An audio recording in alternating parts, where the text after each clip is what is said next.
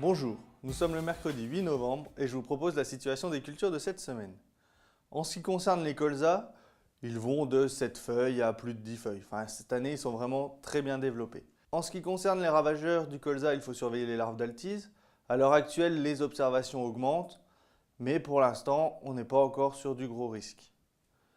Il faut néanmoins continuer la surveillance, puisqu'on a quand même quelques parcelles qui atteignent le seuil qui est de 7 pieds sur 10 colonisés.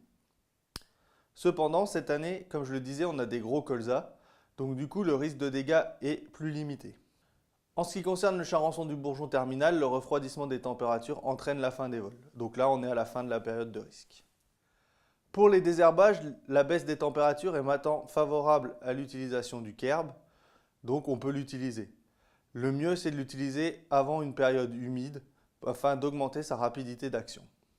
Pour les céréales, on est du stade semis au stade débutalage pour les semis de fin septembre, début octobre. En ce qui concerne les variétés à semer maintenant, on va être sur des variétés qui vont être précoces à épiaison.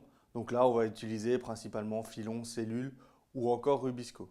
Pour les autres variétés, c'est trop tard.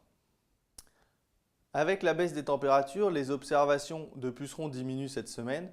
Cependant, les pucerons sont encore là, donc au moindre redout, les vols peuvent reprendre. Il est donc nécessaire de poursuivre la surveillance, surtout en cas de redout. Pour rappel, le seuil est de 10% des plantes colonisées ou la présence des pucerons pendant 10 jours consécutivement. Il est également nécessaire maintenant de surveiller les semis de fin septembre, début octobre qui ont été protégés gauchos, puisqu'on arrive en fin de période de protection, du fait de la dilution avec l'arrivée des premières tales et aussi avec la période, puisque ça fait plus de 5 semaines que le semis a été réalisé. Donc si on a un redout et une augmentation des vols de pucerons, il faudra également surveiller ces parcelles.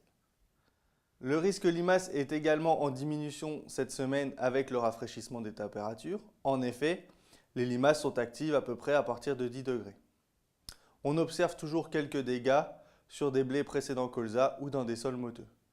Donc c'est comme les pucerons, il faut surveiller en cas de redout dans les jours ou les semaines qui viennent. Je vous souhaite une bonne semaine, à la semaine prochaine.